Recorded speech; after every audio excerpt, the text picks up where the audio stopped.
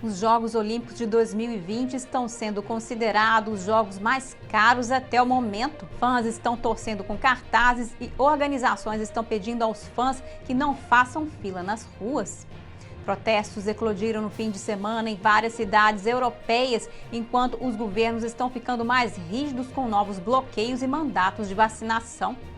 E o Dr. Anthony Fauci disse que novos mandatos de máscaras estão sendo considerados até mesmo para os vacinados.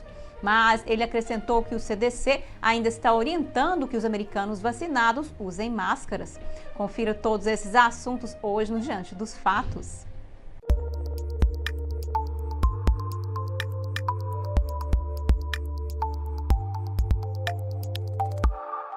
Olá, bem-vindo ao Diante dos Fatos, eu sou Marina Dalila.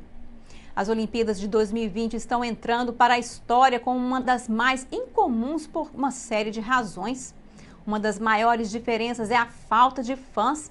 Os organizadores pediram aos fãs que parassem de assistir a eventos como ciclismo e triatlo, depois que centenas apareceram para enfileirar nas ruas na segunda-feira para assistir ao triatlo masculino. Tóquio permanece em estado de emergência devido à pandemia. Na segunda-feira foram registrados 16 novos casos relacionados aos Jogos, elevando o número total deste mês para 148. Já os medalhistas têm permissão para tirar as máscaras no pódio para uma foto de 30 segundos à distância. Essa é a nova regra do Comitê Olímpico Internacional, mas o comitê confirmou no domingo que as máscaras são obrigatórias em todos os locais dos Jogos de Tóquio. Em todos os momentos, incluindo cerimônias de medalhas para funcionários, atletas e mídia.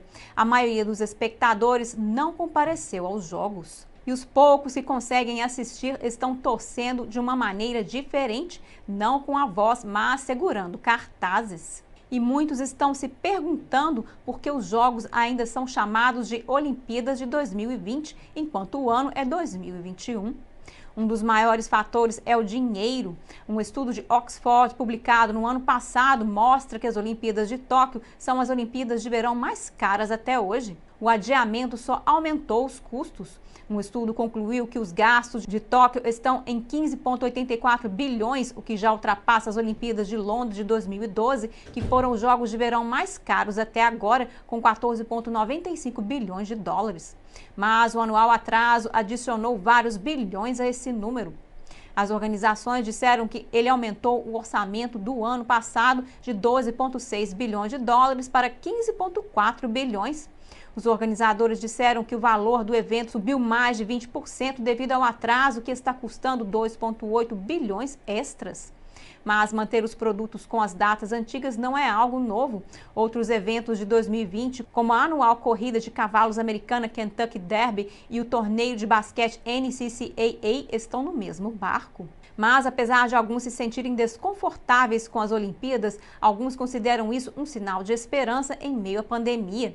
O Papa Francisco abençoou os organizadores, atletas e os envolvidos nas Olimpíadas de Tóquio 2020 durante sua bênção de domingo, dizendo: neste tempo de pandemia, estes jogos são um sinal de esperança, um sinal de fraternidade universal em nome da competição saudável. O Japão não é o único país a aumentar as restrições devido à pandemia. Várias cidades europeias presenciaram protestos no fim de semana, à medida que os governos se tornam mais rígidos com novos bloqueios e mandatos de máscaras. Na França, cerca de 160 mil manifestantes saíram às ruas após a introdução de um projeto de passaporte para vacinas que agora está em tramitação no parlamento francês. O projeto forçaria as pessoas a mostrarem prova de vacinação ou teste recente para entrar em restaurantes e outras áreas públicas. Ele também inclui algumas das medidas anti-Covid-19 mais duras da Europa, como a vacinação obrigatória para todos os profissionais de saúde. Mas os críticos consideram isso desnecessariamente severo. Enquanto o país enfrenta uma quarta onda de infecções, o governo disse que novos bloqueios não podem ser descartados.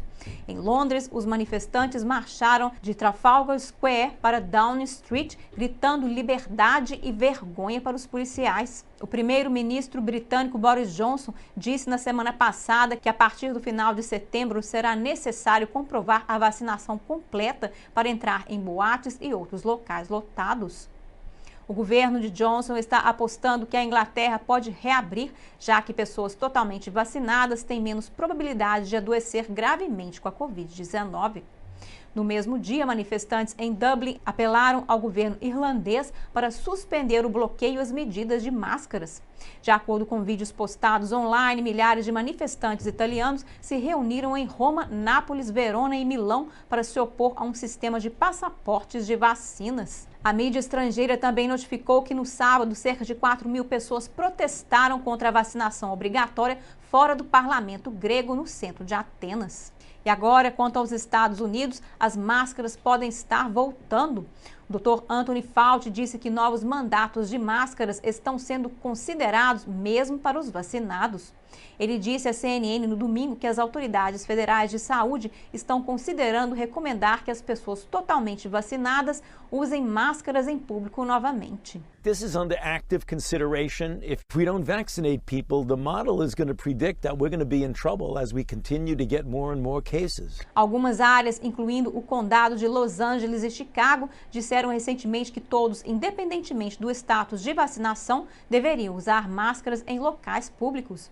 E o CDC também recomendou que as crianças não vacinadas usem máscaras quando retornarem à escola no outono.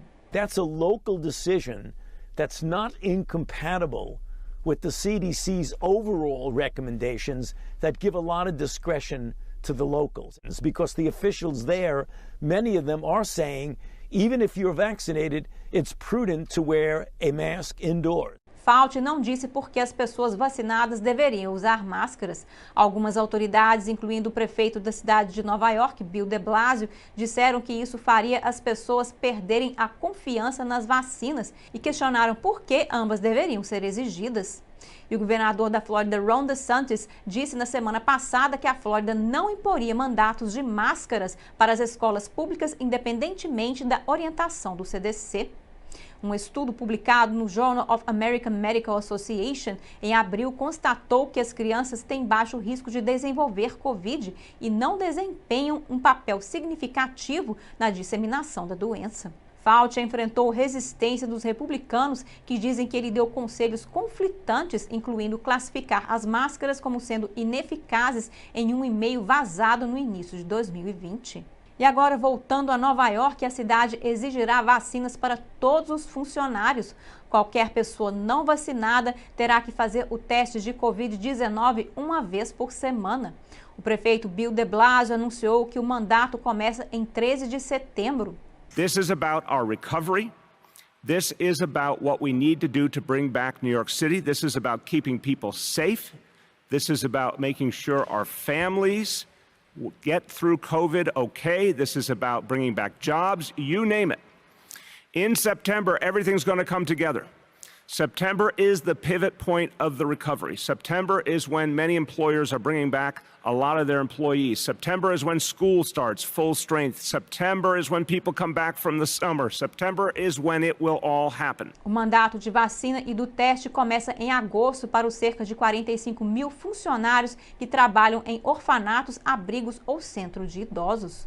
De Blasio disse que os trabalhadores que se recusarem a seguir a política enfrentarão as consequências. Ele acrescentou que as empresas privadas também devem considerar os requisitos de vacinas. E por falar em Nova York, um dos escândalos que surgiram durante a pandemia foi o escândalo do lar de idosos do governador Andrew Cuomo. Cuomo, junto com alguns outros governadores democratas, pediram que os lares de idosos aceitassem residentes que tivessem testado positivo para o vírus, colocando outros residentes em risco. E agora o Departamento de Justiça diz que não vai investigar nenhum dos governadores que ordenaram essa mudança. Os críticos dizem que essas ordens levaram a mortes desnecessárias de residentes nas instalações. Autoridades federais analisaram informações de Nova York, Nova Jersey, Pensilvânia e Michigan, mas decidiram não abrir uma investigação. Todos os governadores são democratas. O deputado Steve Scalise é o republicano mais graduado no Comitê do Coronavírus da Câmara. Ele divulgou um comunicado dizendo: é ultrajante que o Departamento de Justiça se recuse a investigar a mortal admissão de ordens emitidas pelos governadores em Nova York, Pensilvânia e Michigan, que resultaram na morte de 1.000 cidadãos anciões. Scalise disse que as ordens dos governadores contradiziam as orientações do CDC na época e colocavam americanos idosos em perigo desnecessariamente. O CDC emitiu orientações em março de 2020 de que as instalações poderiam aceitar residentes positivos para a Covid-19, desde que pudessem aderir aos protocolos de prevenção de infecções. A orientação recomendava que as instalações tivessem unidades separadas para cuidar de pacientes de Covid-19. E grupos de saúde soaram um alarme sobre as ordens dos governadores, colocando os residentes em perigo. Cada um dos 4 estados teve uma alta porcentagem de mortes entre residentes de asilos. Nenhum dos governadores comentou sobre a decisão do Departamento de Justiça. E agora, quanto às escolas, o debate sobre as máscaras também está esquentando no meio acadêmico. Alguns distritos escolares estão exigindo máscaras para todos, outros estão tornando-as opcionais. A abordagem fragmentada sobre máscaras nas escolas está causando confusão em todo o país. Pelo menos 8 estados, do Arizona a Vermont, proíbem que distritos escolares exijam máscaras. E em muitos estados, depende dos distritos, com os maiores como as cidades de Nova York, Los Angeles e Chicago, exigindo máscaras, enquanto Miami, Houston e Hillsborough County, na Flórida, os mantêm como uma medida opcional. Muitas comunidades também estão considerando as estratégias de testes da Covid-19 enquanto as escolas planejam reabrir. O governo federal repassou 10 bilhões de dólares em março aos estados para implementar testes de vigilância do coronavírus do jardim de infância ao ano 12. Algumas autoridades de saúde e distritos escolares ainda estão decidindo a melhor maneira de investir nesses fundos. Por hoje é só no Diante dos Fatos. Obrigada por assistir e até a próxima.